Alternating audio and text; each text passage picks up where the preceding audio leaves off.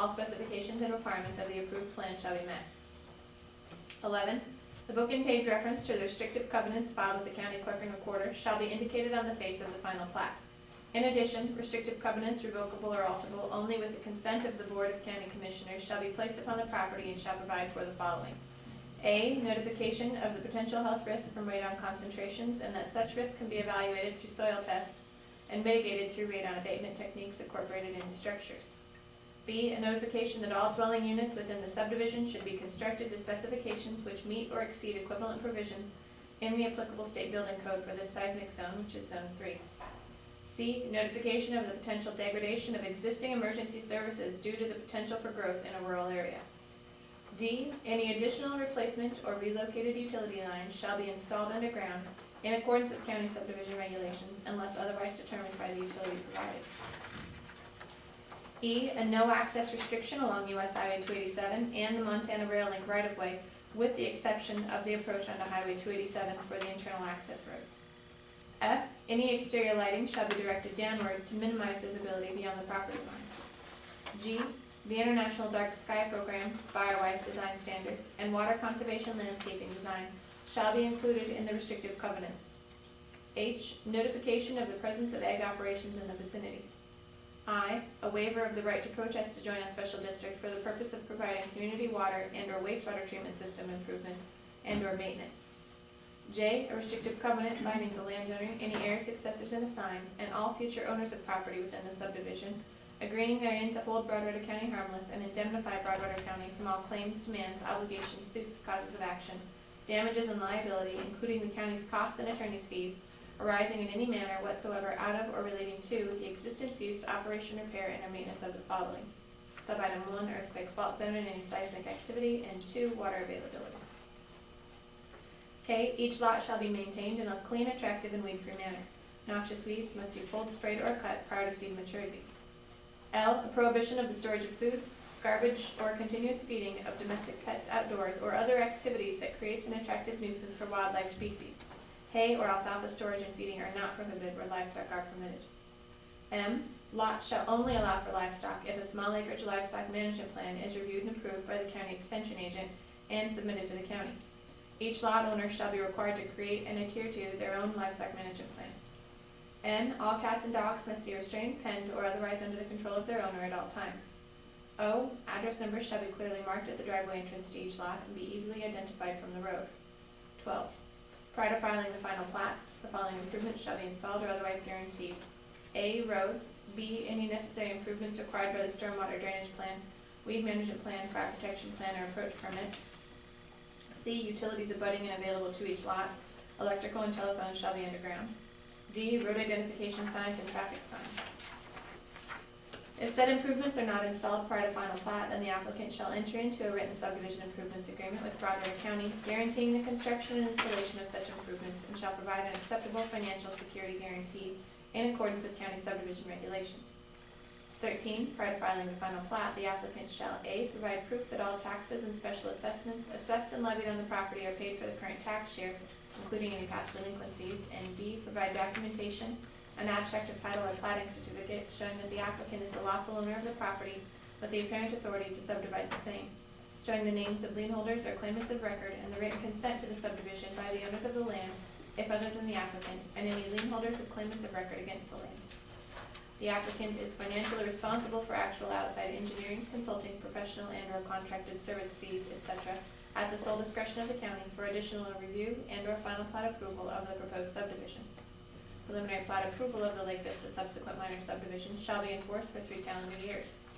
At the end of this period, the governing body may, that should say written, I'm sorry. No, we talked about that at the last subdivision. At the written request of the subdivider, extend its approval for a mutually agreed upon period of time. Any mutually agreed upon extension must be in writing, never mind, there it is, and dated and signed by the members of the governing body and the subdivider or subdivider's agent. The governing body may issue more than one extension. A party is defined by 763625 MCA who is aggrieved by a decision of the governing body may within 30 days after this decision appeal to the Broadwater County District Court. Thank you for bringing that. I didn't bring my glasses today.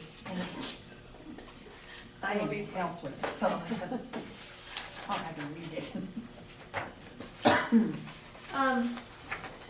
Regarding the planning board decision on this, we couldn't get a quorum to come together, so what we did was an email vote. And I had 4 members, which is a quorum, I had 4 people respond. I had given the information to all planning board members, but they sent me email, and so I just printed off those emails with their vote to approve. And they all approved. And they all approved. The 4 did. I didn't hear back from the other 2. But we have a quorum at least. And so I also want to say that's why you don't have preliminary plat application books, because they haven't come in from those planning board members. We recycle them. The planning board members use them. Once they're done and they make their vote, they give them to me and I give them to you. In this case, I didn't get any books back because nobody came to town. It was too cold. I think that's why. Did they mention in any of their emails, any thoughts about potential commercial use on these lots and Highway 287 and the congestion there? There's been some issues with BSE and Landtamer and the number of people that turn off and on the highway there. So I was wondering, is the same area, any discussion on that?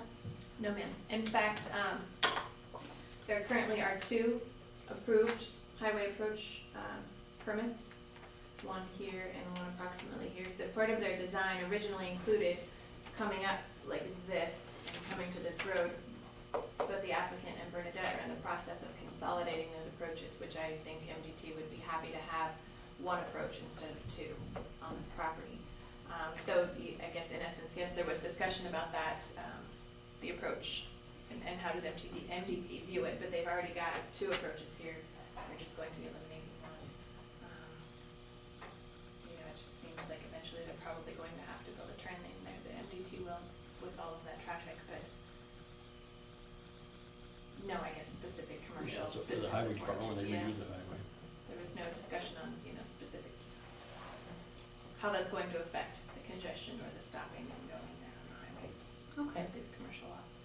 And this isn't in the passing lanes, is it? It's No. before that. Yes, it is. It's before that. It's, I think Grandview is here, and then Midway, then Grandview, and then Whitehorse is Whitehorse next. Mm-hmm. And Valley, so there's a significant amount of turnoffs, and that's just on the west side. On the east, you have the BOR road, that sideway loop, I think it's called, and Foster's. Foster's, Trailhead, and the Lakeview Manor turnoff, so yeah, it's becoming a very, it's difficult. I think we all know, traveling to Helena, you just kind of expect to go slow there because you're going to be stopping at some point in time, but. And as long as there's an awful lot of that, nobody gets too far up to speed. I mean, you're literally having people turn in almost every single one of those at given times of the day, so you just never get fast enough for it to be as big a hazard as it could be. But, no, I think the subdivision addresses a need. So, it looks well planned to me. In fact, I did have one business already come to me with some interest in this before I was even finished reviewing it for sufficiency. They kind of wanted to know how long, so. I'm not surprised to hear that. So I thought that was good news. And the fact that they could be used for residential or commercial, so say you wanna have a business here and you wanna put your home, here, I'm using these frontage lots as examples, but you could, assuming that DEQ approves it for the septic and well, or if they're the lots that are greater than 20 acres, that Julie's office, the sanitarian's office approves it. So that's also an attractive thing to these folks, that they could live and work on the same piece of property. Well, and it's close to Helena. Mhm. It's close to Townsend. Yeah. And visibility? Mm-hmm. Wow, yeah, got a lot of eyes on your business right there. Questions, Frank? No, as long as they put all their things in order, it's nothing much you can say about it. The largest discussions that the planning board had were regarding this, the pipeline, and the making sure that that's obviously not going to hinder anyone's agricultural operations, but I think that we've covered that with the condition that, provide proof from DNRC. They can't just say, sure, we talked to our neighbors, they're not using this Well, it's pipeline for irrigation. already been plugged off for those. It has, okay. Other subdivisions there. Okay, so. I mean, they just have to move it up farther, but it's Sure. already. But it's not going to hinder anything, you know, if they're blocking it off here, but they need to get That something you'd probably ready be glad to from have the water DNRC. from it. Yeah, maybe. And then also the easement for the power line was also a big discussion, because Northwestern Energy has this power line that runs right here, this transmission line. They do not have an established width, an easement, a utility easement, so the planning board certainly didn't wanna put one on it. You know, talked with Bernadette, and she talked with the developers, and we came up with a 60-foot no-build zone easement. So basically, they just can't build within, 30 feet center line out, so a 60-foot no-build zone. We're not going to say that this is the utility easement necessarily, because we can't say. Northwestern Energy, or any utility company establishes their own easements, but if they don't have one established, we're certainly not going to put that on them. But we discussed it at length and came up with this no-build zone. That should satisfy anything. It's, it's basically just a. Can't imagine anybody wouldn't be any closer anyway. Right, exactly, yeah, you really wouldn't wanna build under it anyway, so, we looked at maybe using an MSHA or an OSHA standard, and I looked through those standards, and they were basically stay within 20 feet, and, that was just for building. So we thought 60 feet would be sufficient, 30 feet from center line. I like that. Mhm. And then that'll be shown on the face of the plat, just as a no-build zone, along with the no access restriction here and here. Bill, you had Do a you question? accept questions on this? I shouldn't, but I will. Oh, I didn't know if the public had opportunity to comment on subdivisions or not. Go for it. My only question was, in your recent skirmish with the Department of Revenue, you're gonna have to resolve how they're assessed, agriculture or commercial. I thought I heard this, it has agricultural use, so this will be assessed as agricultural land? It's currently, I think the question was, how is it being currently used, and it's currently being used as agricultural, even though it's not really productive. I think they mow it occasionally, and I don't know what they do with that. But it's going to be and I'm sorry, I should have let you respond, but No, I'm you're jumping in fine. here. But it's going to be residential commercial. So I'm not sure what that means for DOR. I honestly don't know how that means that they would assess it. I would assume that if there's a business on it, then it could fall into the commercial tax rates. But if they're just residential units, they can't be taxed commercial. I think it depends on the actual use of the property. That would make I mean, sense. that you can't just say, because it's submitted as commercial residential, I mean, what if, these folks back here decide they just want a big farmhouse or just a big house, and they can't be taxed commercial because of how it's submitted. And in my conversations with, the assessor, the assessor's office, it's not necessarily, this doesn't really mean anything on how it's taxed, it's how it's actually being used. If that makes sense. I guess I'm surprised at subdivisions coming in now, because the last I knew, there was over 4,000 home sites available in Broadwater County. And they're not selling. Location, though, I think is a lot of it. I had 6 new address applications for my GIS side of my job, 6 new address applications in the south end of the county in one day come in. Really? Yeah, and, now these folks, I had one person come in looking for property, out here, they talked to the realtor said, hey, I think this is coming on, because the realtor is a planning board member. Send them to my office to find out about it. So I think it's just location.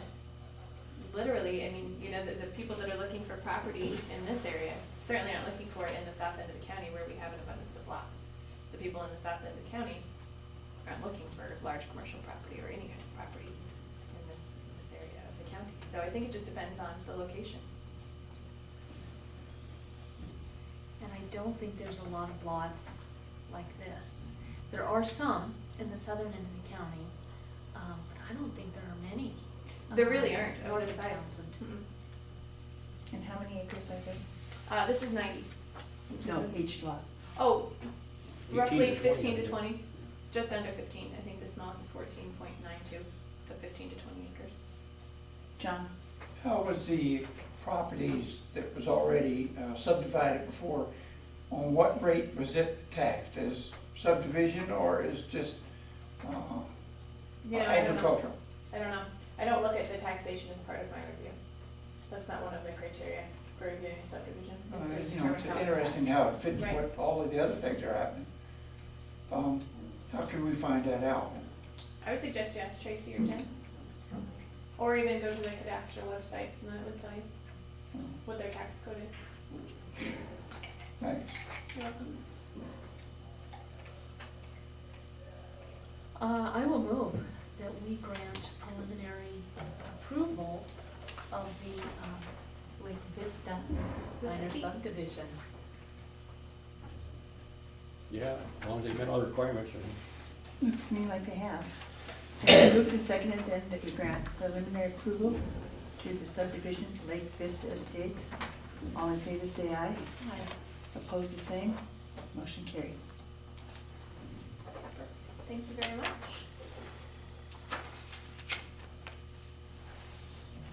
I don't know if you saw in the paper or not, Townsend Mobile Home Estates is accepting applications through the subdivision that we've given preliminary approval to.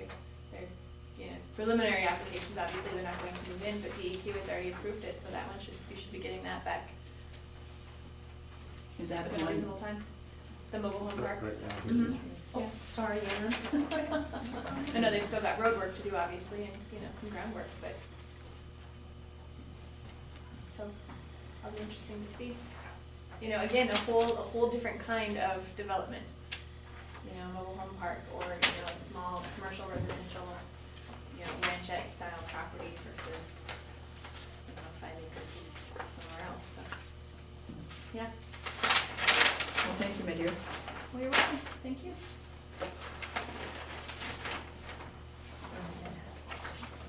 Bernie? I do have a COS also. Can I do that now, or would you like me at later? No, it's fine.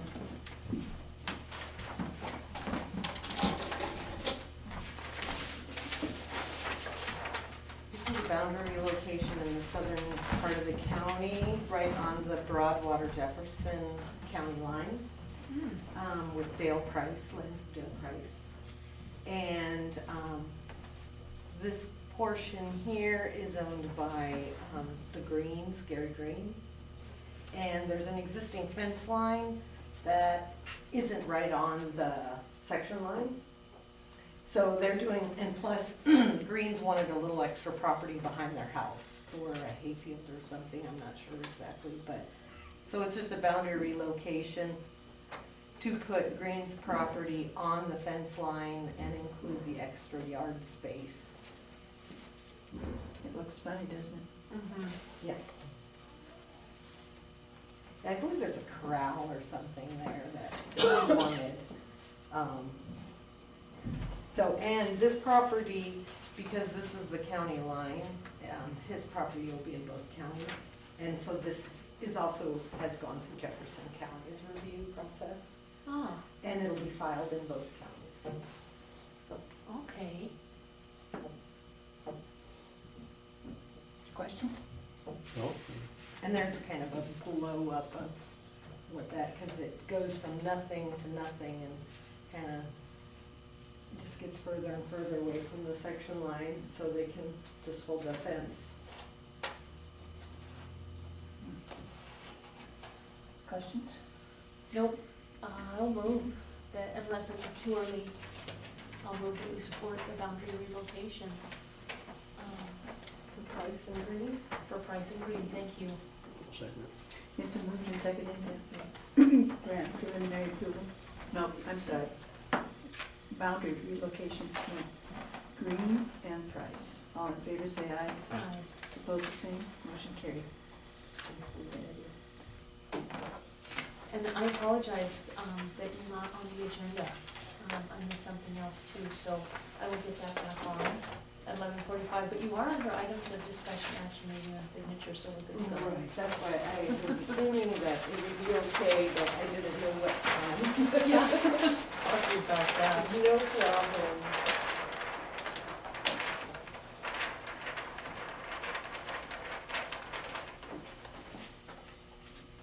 Feels like it's getting colder out. It might be. Sun is shining. I like that part. Okay. Community development or community update, Franklin. Did the medical workshops in Helena. How were they? That's pretty good.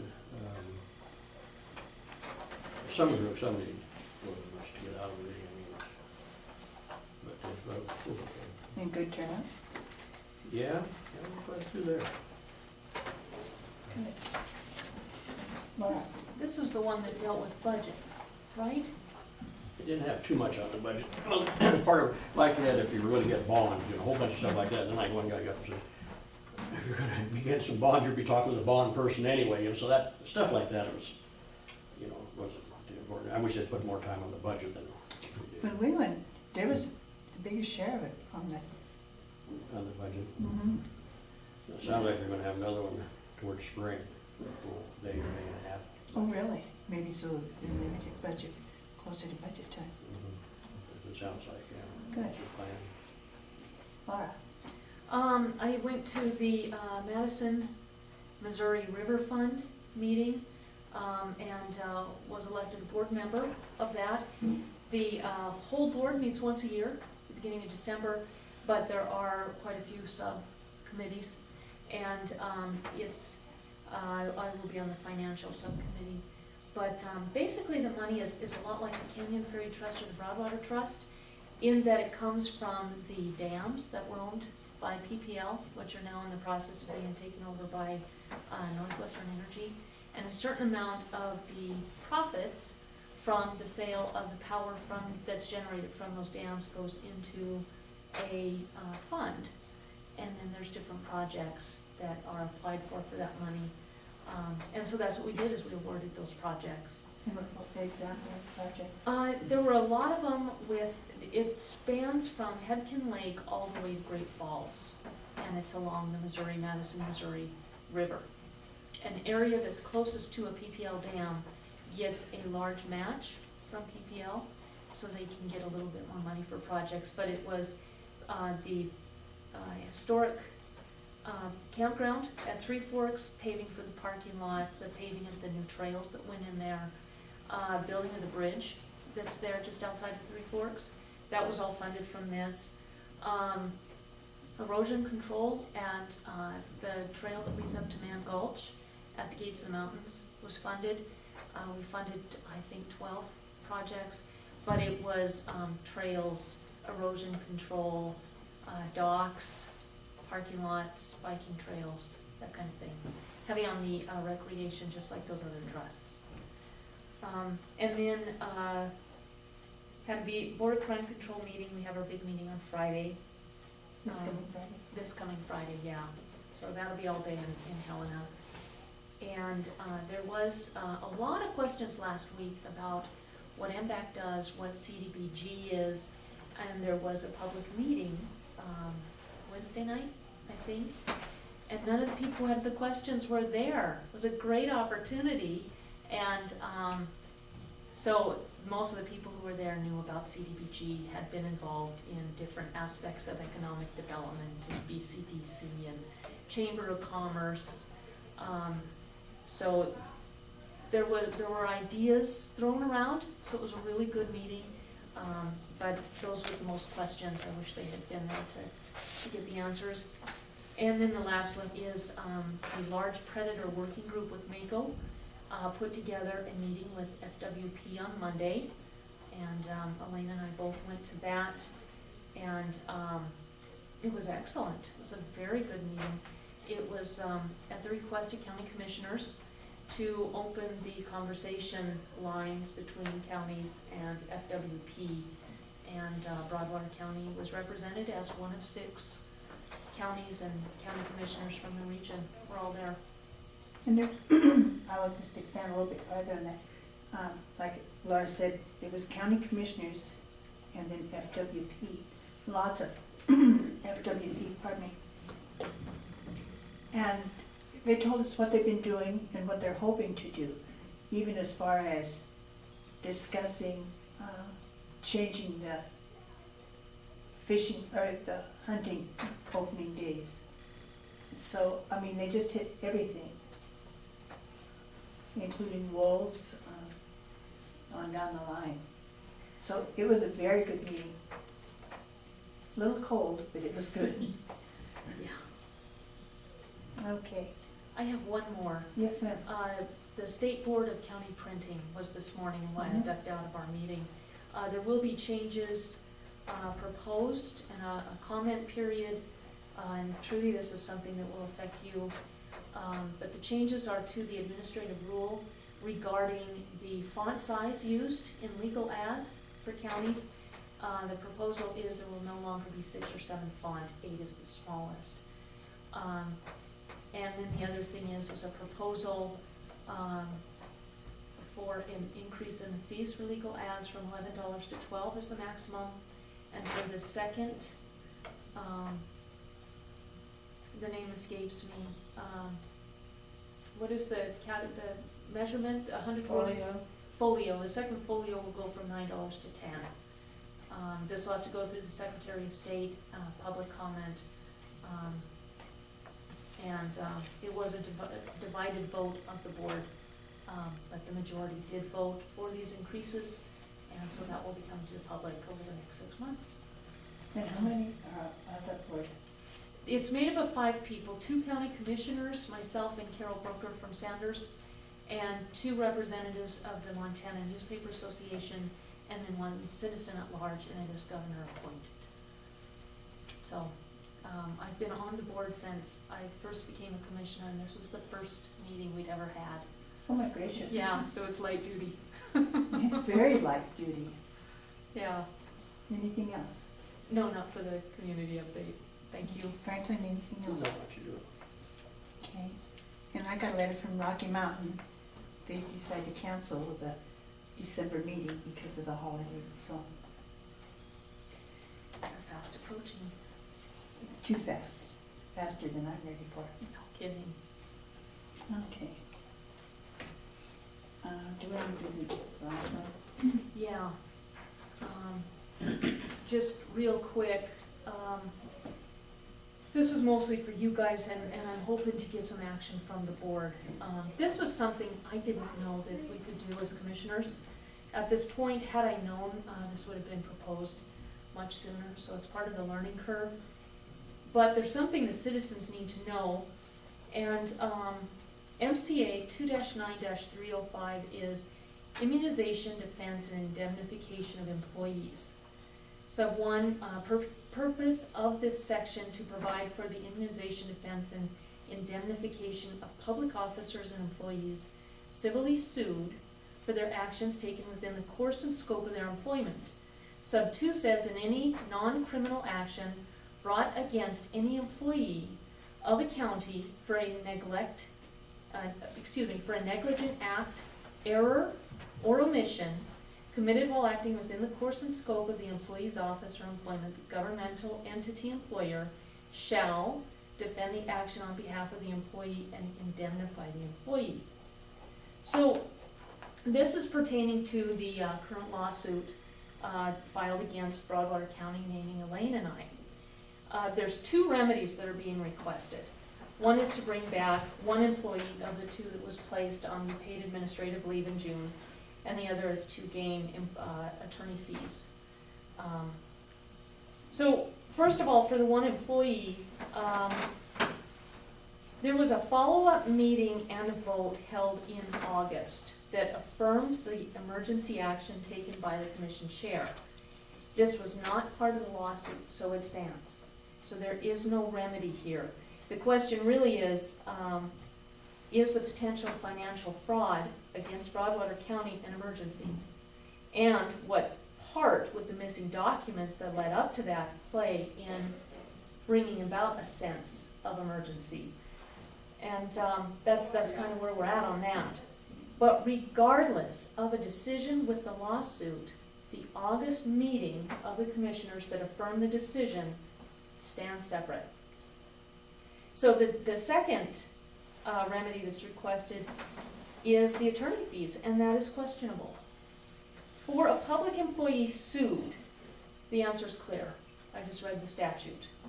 For a public employee who sues, it isn't. This could be precedent setting. This hasn't happened in decades, if ever before. So there were errors made in open meeting laws, there's no question about that. The emergency is a question. The commission should have agended the event, the emergency, in June. We should have had a closed door. We should have presented the issue and made a vote to support or override the chair's decision as soon as we could after the emergency decision was made. That didn't happen in June, it did happen in August. So there was an error made in regarding open meeting laws. Franklin has also violated open meeting laws. It doesn't matter that decisions were not made. Open meeting laws specify that 2 commissioners meet, and then therefore there is a violation. He admits to going to the chair's home several times when she was ill. MCA 2-3-202, meeting defined. Meeting means the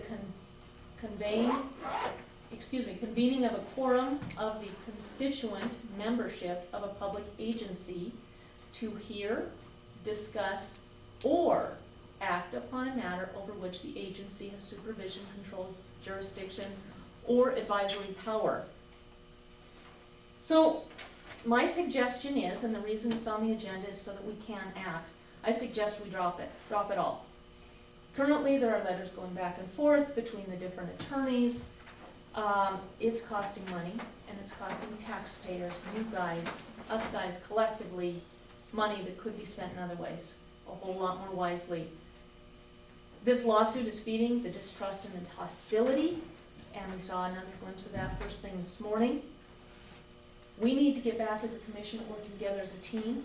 Whether we like each other or not is not an issue. We still have to work together. We 3 are all elected by the citizens of this county, and we are all elected to do a job. And the job is not infighting, the job is working for the county.